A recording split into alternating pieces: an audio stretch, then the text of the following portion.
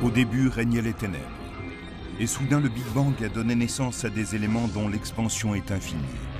Le temps, l'espace et la matière. Aujourd'hui, ils se sont développés plus que l'on ne peut l'imaginer, au-delà des limites de la planète où nous vivons, pour créer ce qu'on appelle l'univers. Dans l'univers du film Star Wars, l'étoile de la mort est l'arme de destruction de masse la plus puissante qui soit. Elle est capable d'anéantir des planètes entières.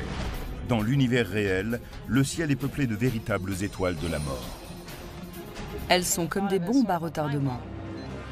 Et certaines sont dangereusement proches de notre planète.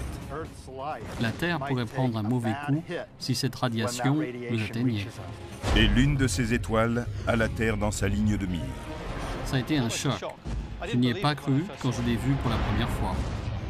Ces étoiles de la mort font de l'univers un endroit très dangereux.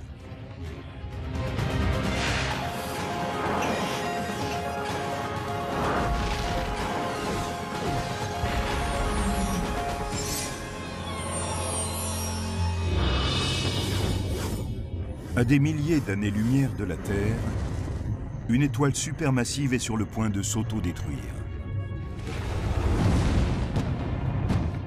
Chaque jour, des étoiles explosent dans l'univers, mais celle-ci est différente. Elle est tapie dans la constellation du Sagittaire, le centaure mythologique du zodiaque.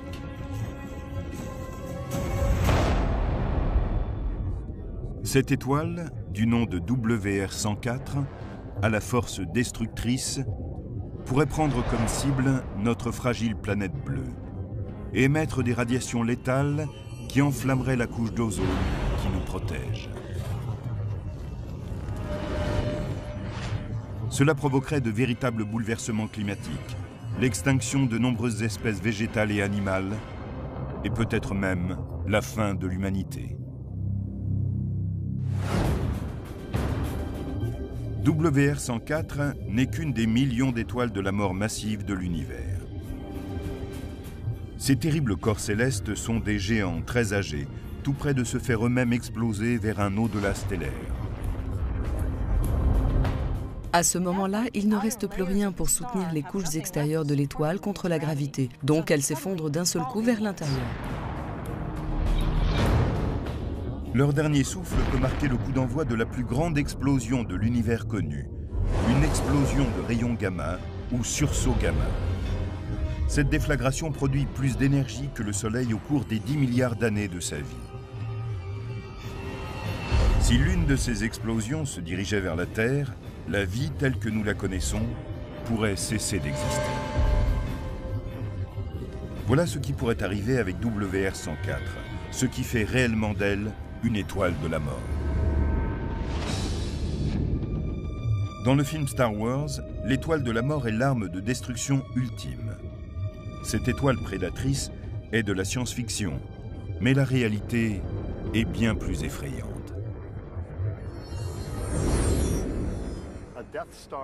Dans la réalité, une étoile de la mort est une étoile qui explose et souffle des planètes proches par sa radiation mortelle. C'est bel et bien une étoile de la mort. On connaît aussi WR104 sous le nom d'étoile Wolf-Rayet. Ce sont les plus vastes de l'univers. Ces objets imposants, 30 fois plus grands que notre Soleil, sont les plus grandes étoiles de l'univers. Chacune d'entre elles compte les années qu'il nous reste avant l'apocalypse. Découvertes en 1867 par les astronomes français Charles Wolf et Georges Rayet, les étoiles Wolf-Rayet sont des gangsters de l'univers. Les étoiles ont une devise: vivre vite, mourir jeune et laisser un cadavre qui présente bien.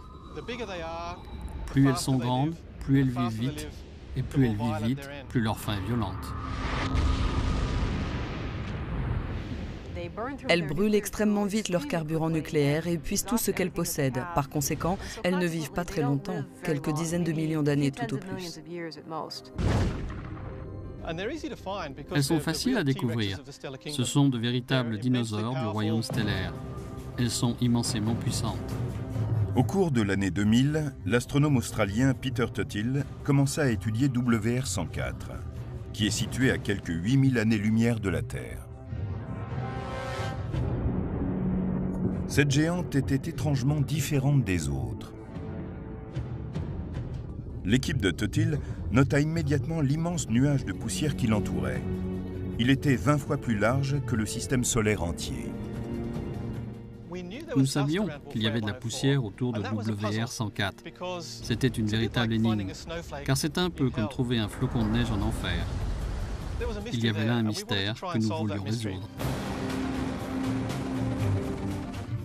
Pendant 6 ans, à l'observatoire Keck d'Hawaï, Peter Totil créa une image composée de plusieurs photos prises à l'aide d'un appareil à infrarouge.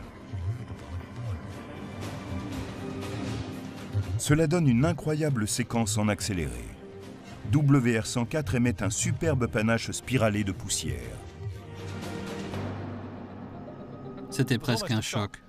Je n'y ai pas cru quand je l'ai vu pour la première fois. Je ne pensais pas que les étoiles pouvaient ressembler à des spirales. Je n'en avais jamais vu dans les livres.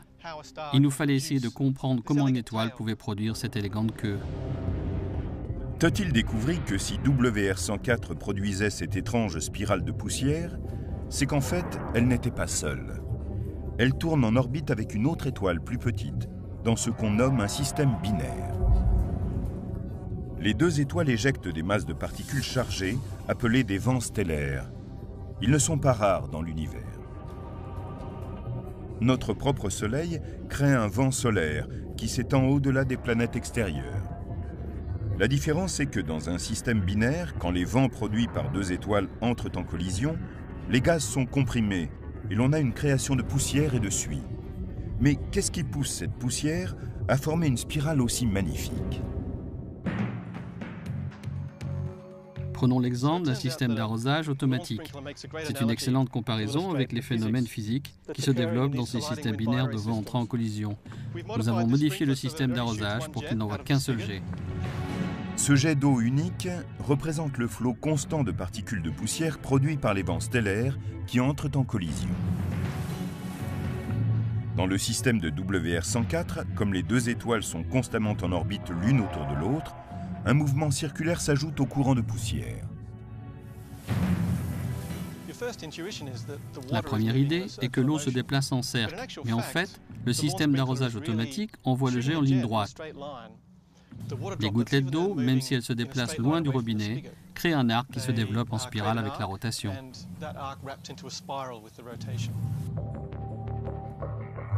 Cette spirale posait encore plus de questions, parmi lesquelles la plus troublante. Quel type d'étoile de la mort avait pu devenir WR104 ? Les étoiles Wolf-Rayet peuvent être considérées comme des bombes à retardement, car elles sont tellement massives qu'elles ne peuvent vivre très longtemps. Une fois qu'elles ont brûlé tout leur carburant nucléaire, il ne leur reste rien pour lutter contre la pression permanente de la gravité. À ce moment-là, le cœur de l'étoile s'effondre et les couches extérieures tombent vers l'intérieur, puis rejaillissent vers l'extérieur en une immense explosion. Cette explosion est une supernova, une immense déflagration qui illumine un bref instant toute la galaxie.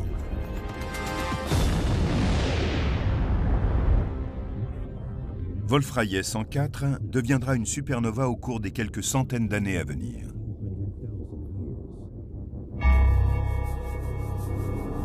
À 8000 années-lumière d'ici, l'explosion même ne présente aucun risque pour la Terre. Mais il y a une chance que la supernova déclenche l'événement le plus violent de l'univers. Une explosion de rayons gamma ou sursaut gamma.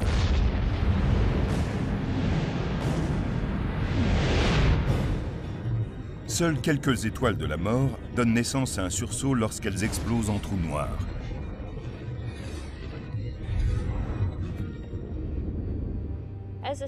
Quand l'étoile s'effondre, elle produit un immense champ électromagnétique. Et en un instant, l'énergie de ce champ magnétique est transformée en particules de matière et d'antimatière, qui entrent ensuite en collision les unes avec les autres et génèrent une énorme émission d'énergie. Ce sont les rayons d'énergie les plus puissants du spectre électromagnétique. Ils sont plus dangereux que les micro-ondes, l'énergie infrarouge et même les rayons X.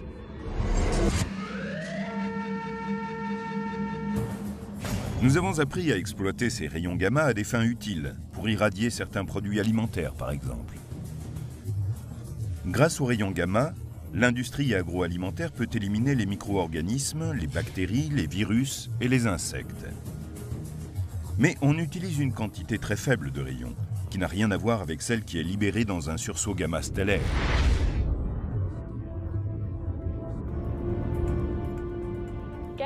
Les explosions de rayons gamma produisent tellement de radiation que si nous devions produire l'équivalent sur Terre, ce serait comme faire exploser une énorme quantité de bombes nucléaires. Ce serait dévastateur pour la vie sur la planète.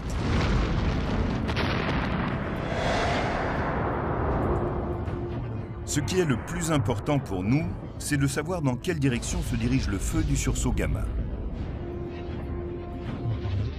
Quand elle s'effondre, l'étoile se transforme en un disque dense et aplati, et les seuls orifices libérés de matière d'étoile sont les pôles des axes de rotation. Vous n'avez que deux régions relativement ouvertes vers les pôles. C'est dans ces directions que le matériau peut être éjecté, car il y rencontre assez peu de résistance. Ce récipient de yaourt peut nous permettre une comparaison avec ce qui se passe dans une explosion de rayons gamma. Je vais le lancer, et à cause des parois du récipient, le yaourt ne pourra pas sortir dans ces directions. Mais comme le haut du pot est ouvert, le yaourt va gicler vers le sommet.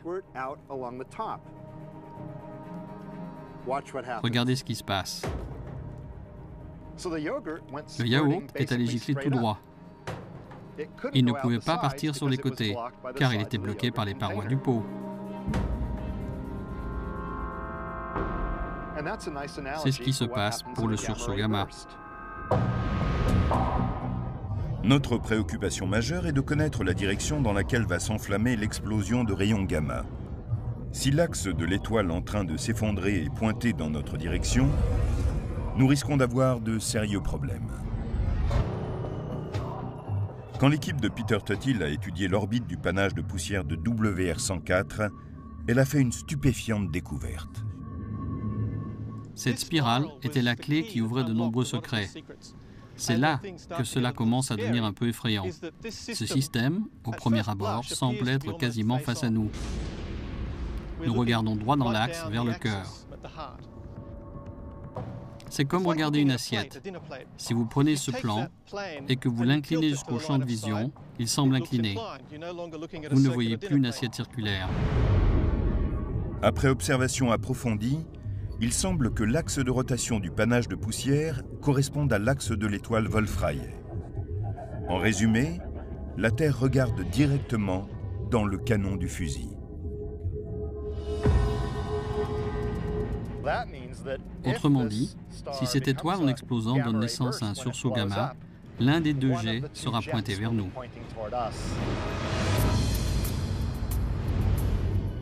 La magnifique spirale de Wolf-Rayet 104 apparaît soudain messagère de malheur.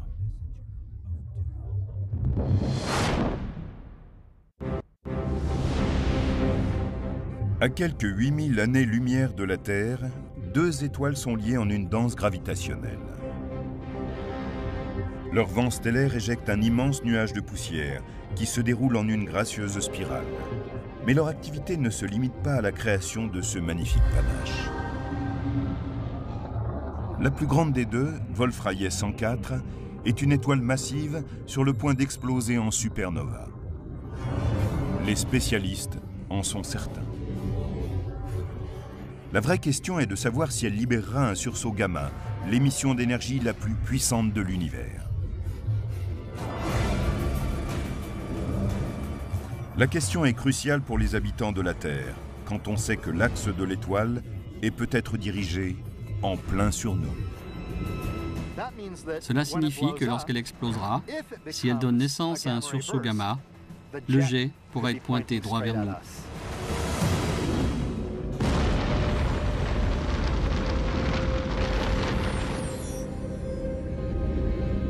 Dans la constellation du Sagittaire, WR104 compte les heures avant sa destruction.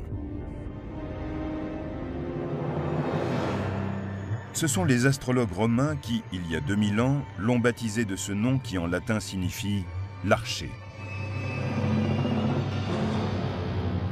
On peut se demander si les anciens se doutaient de ce que nous découvrons aujourd'hui.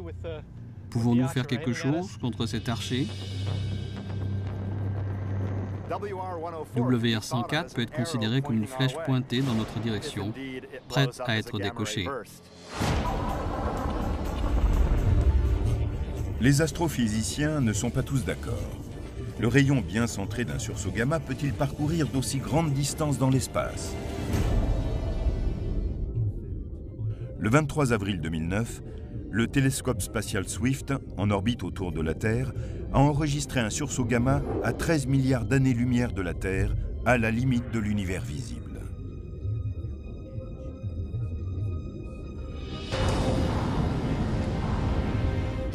Cette explosion s'est produite 630 millions d'années seulement après le Big Bang. Cela veut donc dire que les rayons gamma d'une étoile en train d'exploser ont voyagé pendant 13 milliards d'années, à la vitesse de la lumière, avant que nous puissions les voir. Ceci en fait le plus vieil objet stellaire de l'univers connu. Nous ne connaissons aucune étoile ou galaxie plus éloignée que ce sursaut gamma. C'est l'objet isolé le plus lointain et le plus discret que nous ayons jamais vu. À 8000 années-lumière seulement, un sursaut gamma de Wolf-Rayet 104 pourrait générer une catastrophe. Si Wolf-Rayet 104 explosait, l'éclair que nous apercevrions serait beaucoup plus éclatant que la lumière du Soleil, en particulier en raison de l'énergie des rayons gamma. Un seul sursaut gamma peut facilement surpasser en intensité la lumière de millions de galaxies. Et chaque galaxie contient une centaine de milliards d'étoiles. Cette étoile de la mort est une bombe à retardement dont le mécanisme est déjà en marche. Les spécialistes sont certains qu'elle se transformera en supernova. Mais des questions demeurent sur la possibilité qu'elle libère des rayons gamma vers la Terre. C'est le premier point que nous devons établir. S'il y a une explosion de rayons gamma, sera-t-elle dirigée vers nous? L'axe en spirale de l'étoile semble être pointé vers la Terre. Mais le rayon du sursaut gamma pourrait-il atteindre sa cible s'il doit voyager durant des milliers d'années-lumière? Et sommes-nous bien la cible de cet archer? Nous pensons que cet axe est pointé droit sur nous, mais il n'est pas impossible qu'il y ait un léger écart, suffisant pour que le rayon du sursaut gamma passe à côté de nous.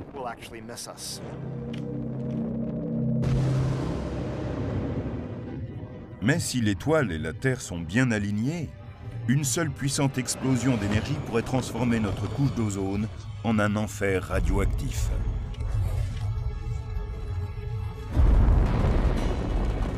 Même un sursaut gamma, qui a parcouru des milliers d'années-lumière, peut réduire au moins de moitié notre couche d'ozone. Cela ne tuera pas toutes les espèces, mais pourrait provoquer ce qu'on appelle une extinction de masse. C'est-à-dire que, d'un seul coup, une grande partie des espèces vivantes disparaîtrait de la planète. La question cruciale est donc, la fin de WR-104 provoquera-t-elle vraiment un sursaut gamma? Les spécialistes n'en savent rien. Pour qu'une étoile émette un sursaut gamma mortel, il est indispensable que sa rotation soit très rapide. Les étoiles tournent toutes sur leur axe, mais certaines étoiles massives peuvent tourner très rapidement.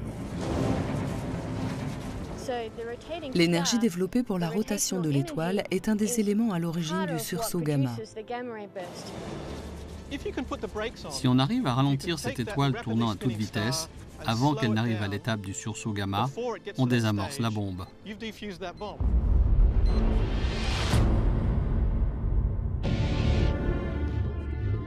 Des preuves scientifiques ont fait apparaître que l'univers mettait lui-même une sorte de frein à ces étoiles.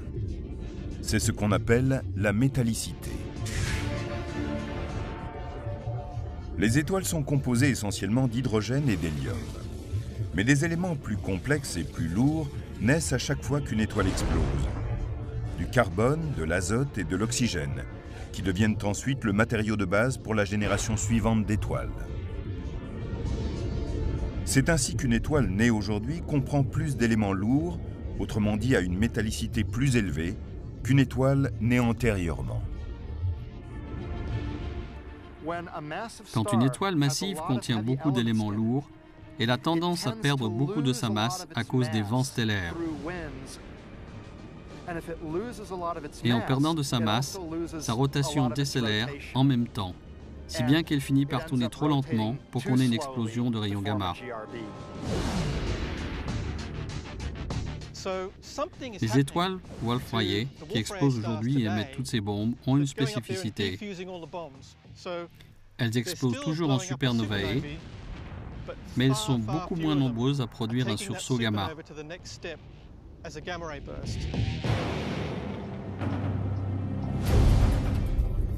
Ces freins pourraient-ils ralentir suffisamment WR104 pour qu'elle ne soit plus un danger pour la Terre? Beaucoup d'astronomes le pensent. Mais s'ils avaient tort, malgré la distance de 8000 années-lumière de là, la Terre est-elle dans la zone dangereuse? Quand une étoile de la mort comme WR104 finit par exploser, elle a la puissance nécessaire pour libérer un sursaut gamma fatal vers la Terre.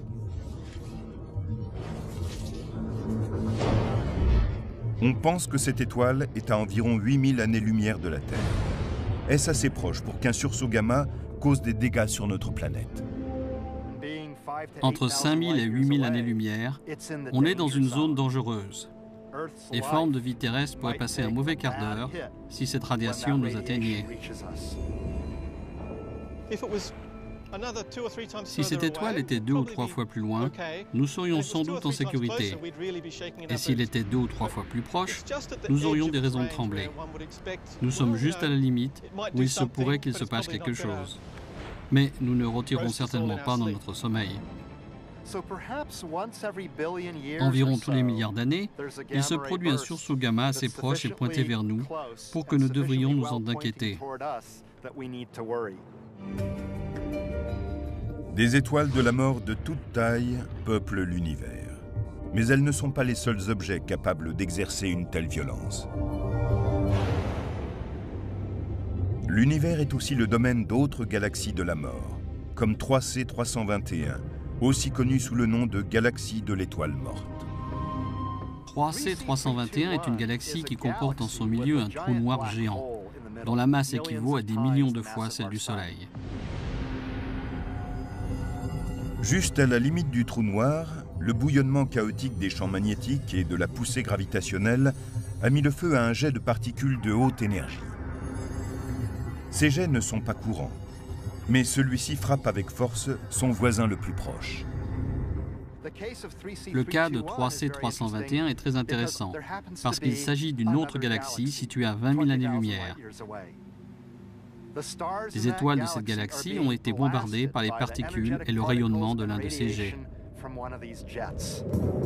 Dan Evans, astrophysicien spécialiste des rayons X, a suivi à la trace la galaxie de l'étoile de la mort et sa violence, depuis le centre de contrôle du satellite à rayons X Chandra, situé près de Boston. Les trous noirs font de drôles de choses, mais très peu d'entre eux émettent ces jets puissants, ces particules, et il est encore plus rare que des galaxies comme 3C 321, la galaxie de l'étoile de la mort, frappent une galaxie compagne. La galaxie compagne est à 20 000 années-lumière de là.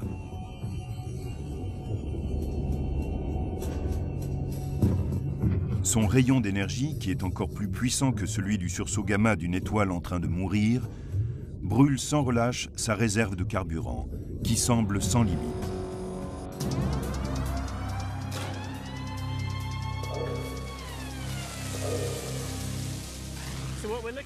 Ce que nous voyons ici est ce qu'il y a de plus proche sur Terre de la galaxie de l'étoile de la mort 3C 321. Un jet surgit du trou noir à une vitesse proche de celle de la lumière et elle devrait normalement se propager sur une distance d'environ 1 million d'années-lumière. Mais dans le cas particulier de 3C 321, le jet frappe le côté de sa galaxie compagne du coup, il se fractionne, se tord, se courbe et il provoque toutes sortes de dégâts. De même que ce bâtiment détourne le jet d'eau, les planètes et les étoiles de la galaxie victime détournent la plupart des particules qui l'agressent. Ce jet est en fait un puissant rayon d'énergie et de particules. Celles-ci sont chauffées à de très hautes températures, si bien qu'elles forment un plasma. Le plasma est un mélange d'électrons très chauds et d'ions canalisés en un jet par l'immense champ magnétique du trou noir. Les jets qui sortent à toute allure des trous noirs possèdent une énergie incroyable. Ils peuvent accélérer les particules au point d'émettre de la lumière et peut-être même des rayons gamma. Et ces rayons sont incroyablement puissants. Et ils ont une très longue durée de vie. Selon certaines estimations, le jet d'énergie de la galaxie de l'étoile de la mort s'est enflammé il y a environ 2 millions d'années. Pour alimenter ce feu, 3C321 a simplement dévoré une galaxie entière. Cela demande beaucoup de carburant. Actuellement, nous pensons que ce qui s'est passé, c'est qu'il y a eu une fusion antérieure. Une autre galaxie est tombée dans une galaxie principale. On trouve en effet un magnifique couloir de fumée qui signifie qu'une galaxie a déjà été mise en pièces et qu'au cours de l'événement, la masse a été précipitée dans le trou noir. Après avoir épuisé la réserve de particules de plasma d'une autre galaxie, la galaxie de l'étoile de la mort doit énergiser d'une manière ou d'une autre les particules qui se présentent alors comme un jet. Les trous noirs possèdent de puissants champs magnétiques et tourbillonnent à grande vitesse. Ce sont deux éléments qui permettent d'enflammer les particules. Les spécialistes pensent que le fait que les jets brûlent dans une certaine direction est en relation avec la poussière et le gaz qui encerclent le trou noir.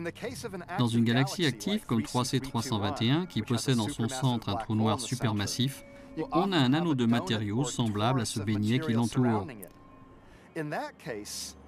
Dans ce cas, des particules de haute énergie, situées près du trou noir, ne peuvent pas en émerger à travers l'anneau, sur le même plan que la galaxie. Elles ne peuvent sortir que le long de l'axe où il y a relativement peu de matériaux obstructifs. Malheureusement pour la galaxie compagne, elle est située juste devant le centre de l'anneau.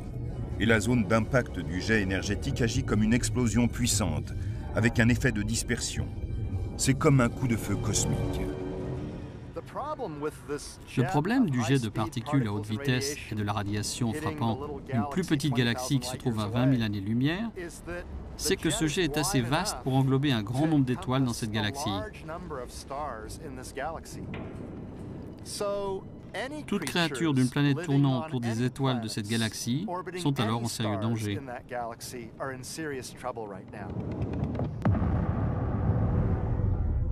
Et si c'était notre propre Voie lactée qui était conduite à l'explosion par la galaxie de l'étoile de la mort? Si la Terre était sur la route du jet, l'effet sur sa couche d'ozone serait catastrophique. Les rayons gamma du jet de 3C321 convertissent le gaz d'azote en oxyde azoté et ceux-ci agissent comme catalyseurs pour détruire l'ozone. En l'espace de quelques semaines ou de quelques mois, d'une année au plus, la couche d'ozone serait complètement détruite. Les conséquences seraient désastreuses. Mais comme pour beaucoup de phénomènes de l'univers, on retrouve aussi le même paradoxe. De la mort naît la vie. En effet, 3C321 ne détruit pas seulement, elle crée. Ce qui me plaît le plus chez 3C321, c'est qu'elle démontre clairement que les trous noirs ne se contentent pas de tout engloutir dans l'univers. Le jet qui en sort attaque le côté de la galaxie compagne. Bien sûr, c'est une force destructrice. Mais en fin de compte, les nuages de gaz comprimés au cours de cette action peuvent former des étoiles. Ces étoiles forment des planètes, et ces planètes voient naître des formes de vie. Ce magnifique cycle de naissance, de destruction et de renaissance est consubstantiel à l'univers et au trou noir. Dans l'avenir, notre Voie lactée pourrait fusionner d'elle-même avec la galaxie d'Andromède, toute proche, et créer une nouvelle galaxie de l'étoile morte. Ce serait un événement violent qui signerait certainement la fin de la Terre. Mais il semble qu'il ne pourrait se produire que dans plusieurs milliards d'années. D'autres dangers stellaires traversent à très grande vitesse notre galaxie. Ce sont les étoiles hyper véloces. Rien ne peut les arrêter.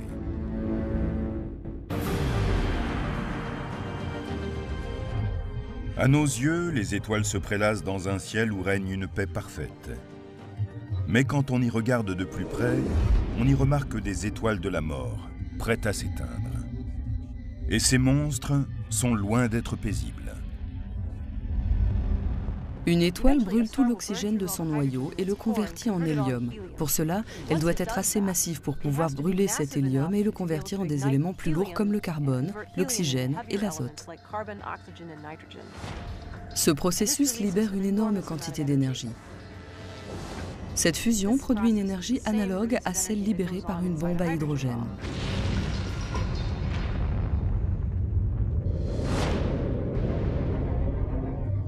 Bien qu'elles soient incroyablement violentes, la plupart de ces étoiles finiront un jour de brûler et deviendront des corps célestes appelés les naines blanches. Elles seront alors de petites boules d'électrons et de noyaux qui ne retrouveront jamais leur éclat. Mais certaines sont des étoiles supermassives, tellement pleines d'énergie qu'elles finissent en une explosion fantastique de supernova. Parfois même, elles produisent la plus forte de toutes les déflagrations, un sursaut gamma. Mais pour quelques-unes de ces étoiles de la mort massive, la fin est un nouveau commencement. Quelle est donc la seconde vie d'une de ces étoiles? Quand une étoile massive explose en supernova, son cœur s'effondre parfois pour former un trou noir. Mais plus fréquemment, quand le cœur n'est pas assez massif pour créer un trou noir, il forme quelque chose de presque aussi étrange, une étoile à neutrons, un petit corps incroyablement dense. Une étoile à neutrons comprend une énorme quantité de matériaux comprimés en un tout petit espace. On peut par exemple avoir la masse du Soleil pressée dans un espace de seulement quelques dizaines de kilomètres de large. La gravité est tellement forte que les protons et les électrons des atomes de l'étoile sont pressés ensemble pour former des neutrons. Et une étoile à neutrons peut rester stable pendant des milliards d'années. En elles-mêmes, les étoiles à neutrons ne constituent aucun danger pour leurs voisins célestes, à moins qu'elles trouvent un partenaire. Ces étoiles peuvent aussi suivre un autre scénario avant de mourir. Il y a parfois comme un pacte de suicide entre deux étoiles à neutrons. Lorsque deux étoiles à neutrons tournent ensemble, elles nouent une relation intime, finalement vouée à l'échec. Sur des millions d'années, leur orbite se rétrécit avant qu'elles se rencontrent pour finir dans un éclair lumineux. Elles peuvent alors provoquer une violente explosion et trouver une seconde vie.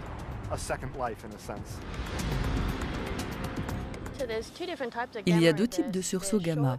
On rencontre aussi des explosions brèves d'une durée de moins de 2 secondes. Et nous pensons qu'elles sont produites par des étoiles à neutrons en train de fusionner. Les explosions brèves sont différentes des sursauts gamma, qui sont plus longs et produits par des étoiles massives en train de s'effondrer. Le sursaut gamma émis par deux étoiles à neutrons entrant en collision peut être bref, mais il n'en est pas moins très puissant.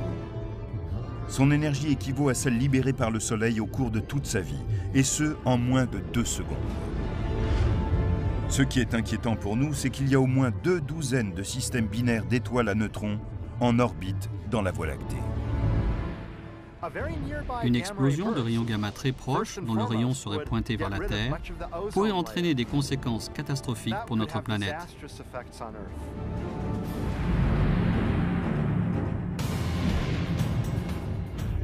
Selon certaines estimations, il se produit une fusion d'étoiles à neutrons tous les 100 millions d'années, à l'intérieur d'une zone distante de 3000 années-lumière du Soleil. C'est à peu près la même fréquence que celle des extinctions de masse enregistrées dans les fossiles terrestres. Est-ce une coïncidence ou faut-il s'inquiéter de cette dernière danse stellaire dont les rayons gamma pourraient souffler notre couche d'ozone et abîmer la planète? Les scientifiques n'ont pas encore la réponse.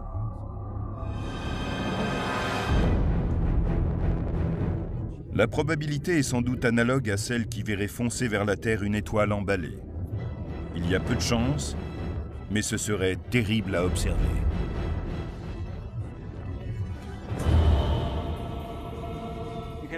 Il est possible qu'un ensemble d'étoiles orbitant ensemble dans la même zone éjectent parfois l'une d'entre elles et qu'elles partent simplement de son côté.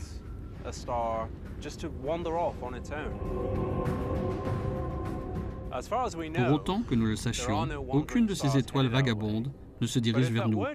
Mais si c'était le cas, cela pourrait être assez intéressant. Selon certains scénarios, on pourrait voir l'orbite de la Terre autour du Soleil interrompue par l'attraction gravitationnelle d'une étoile vagabonde. Une éventualité dramatique serait qu'une de ces étoiles vagabondes pousse complètement la Terre en dehors du système solaire.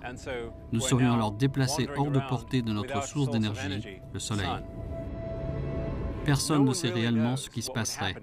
Cela dépendrait de l'angle d'approche, de la masse de l'étoile et d'autres facteurs. Les étoiles vagabondes peuvent se déplacer à plus de 100 km par seconde. C'est certes rapide, mais pas assez pour échapper à l'attraction gravitationnelle de la Voie lactée. Pourtant, certaines pourraient se libérer et filer comme des flèches dans l'univers. C'est ce qu'on appelle les étoiles hypervéloces.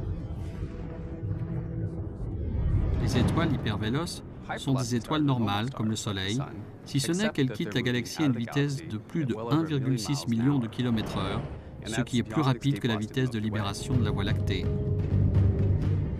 Ce besoin d'accélération commence dans un système binaire d'étoiles lorsqu'elles sont trop proches du bord d'un trou noir.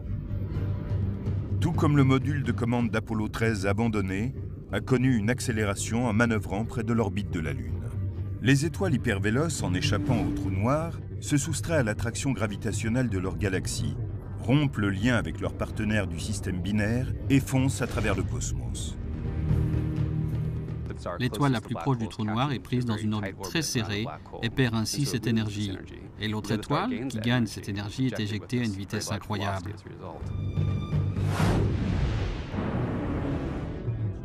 L'éjection d'une étoile hypervéloce ressemble à un effet de fronde. À l'instant où l'orbite de l'étoile binaire est rompue, l'étoile est propulsée avec une force inimaginable dans le vide de l'espace.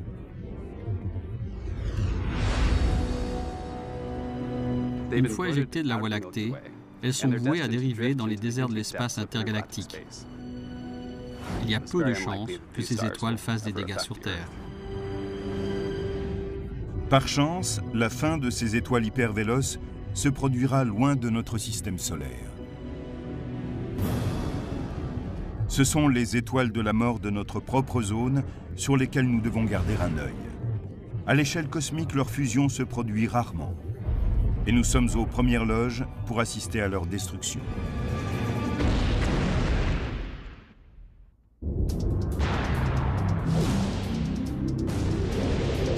Dans certains coins reculés de l'univers, d'innombrables étoiles sont vouées à une mort certaine, condamnées à une disparition violente et spectaculaire. Plus près de la Terre, on trouve plusieurs dizaines d'étoiles, dans une zone qui couvre 20 années-lumière à partir de la Terre, dont quelques-unes s'apprêtent à mourir. Je pense que nous sommes en sécurité devant le danger que représente une supernova normale. Dans le cas des sursauts gamma, nous n'en sommes pas certains. Eta Carina est une étoile hypergéante 100 à 150 fois plus massive que le Soleil et 4 millions de fois plus lumineuse. En 1843, la pression accumulée déclencha une gigantesque éruption visible de la Terre. Mais l'étoile survécut et forma un nuage de poussière et de gaz appelé une nébuleuse. À 8000 années-lumière de là, nous serons aux premières loges pour assister à son anéantissement. Nous pensons qu'elle va se transformer en un trou noir d'ici 1 million d'années. Et lorsqu'elle s'effondrera, elle possédera assez de matériaux pour produire un puissant sursaut gamma. Contrairement à l'étoile Wolf-Rayet 104, nous ne sommes pas dans la ligne de mire d'Eta Carina. Nous savons que la rotation d'Eta Carina n'est pas dirigée vers la Terre. Par chance pour nous, le rayon gamma ne frappera pas directement la Terre. Quand elle se produira, Son explosion sera la supernova la plus lumineuse qui ait jamais été observée par l'humanité. À moins que le titre revienne à un autre postulant au titre d'étoile de la mort, encore plus proche de la Terre, Bételgeuse. Située à près de 500 années-lumière de notre planète, dans la constellation d'Orion, Bételgeuse brûle à grande vitesse et verra bientôt la fin de son carburant nucléaire. Bételgeuse est une étoile très massive. Elle fait près de 20 fois la masse du Soleil et elle devrait exploser avant 500 000 ans. On a remarqué que Bételgeuse avait beaucoup changé au cours des dernières décennies. À l'heure actuelle, elle a considérablement rétréci de près de 15%. Qu'est-ce que cela signifie? Personne n'est certain de rien, mais on ne la perd pas de vue. Certains spécialistes pensent que Bételgeuse pourrait libérer un sursaut gamma. Les terriens n'ont pas grand-chose à craindre si cela se produit. Comme pour Eta Carina, l'axe de cette étoile est dirigé vers un point bien éloigné de la Terre. Et de plus, Bételgeuse a peut-être aussi un bouclier anti-souffle intégré. Son explosion sera assez normale. Ce ne sera pas un sursaut gamma, car Bételgeuse possède une épaisse couche d'hydrogène. Et cette enveloppe empêchera probablement l'éjection d'un jet de particules et de radiation. Il y aurait trop de matériaux à traverser. Bételgeuse brillera intensément pendant un bref instant, mais cela sera comparable au dernier moment de notre étoile la plus proche, le Soleil. Des étoiles moyennes comme le Soleil ont des vies longues et heureuses. C'est une chance pour nous. Notre Soleil a déjà vécu environ la moitié des 10 milliards d'années qui lui sont prédits. Il a environ 4,5 milliards d'années. Il en est presque à la moitié. Certains spécialistes estiment que le Soleil est là pour encore 5 milliards d'années. Mais nos problèmes pourraient bien commencer beaucoup plus tôt. Le Soleil devient petit à petit plus lumineux et plus puissant. Dans 500 millions d'années, et a fortiori dans 1 milliard d'années, la Terre sera si chaude que les océans s'évaporeront. Nous ne disposons pas de 4 ou 5 milliards d'années pour nous inquiéter de ce problème. Nous devons nous en soucier à une échelle de centaines de millions d'années. Des milliards d'années après que le Soleil rendu la Terre impropre à la vie, il entrera dans sa dernière phase, celle de géante rouge. Il ne peut pas exploser en donnant naissance à une supernova, car il n'est pas assez massif. Mais la plupart des scientifiques sont d'accord sur le chapitre. Comme pour toute géante rouge, sa densité diminuera et le Soleil enflera, dévorant ses voisins les plus proches. Arrivé à l'étape de géante rouge, le Soleil entrera probablement en expansion et il engloutira Mercure, Vénus et peut-être même la Terre. Ce serait évidemment la fin de notre planète.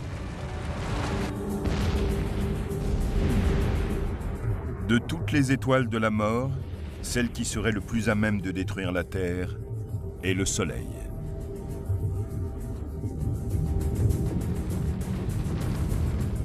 Cela signifierait la mort de notre planète, mais ce n'est qu'un maillon du cycle de la création. Les étoiles de la mort ôtent la vie, mais elles en sont aussi à l'origine. Les éléments lourds que nous avons dans le corps ont été littéralement produits par des générations d'étoiles éjectées dans le cosmos lors d'explosions stellaires. Nous ne serions pas là si certaines étoiles n'explosaient pas violemment à la fin de leur vie. Comme Carl Sagan le disait, nous sommes faits de matière d'étoiles, nous sommes faits de poussière d'étoiles.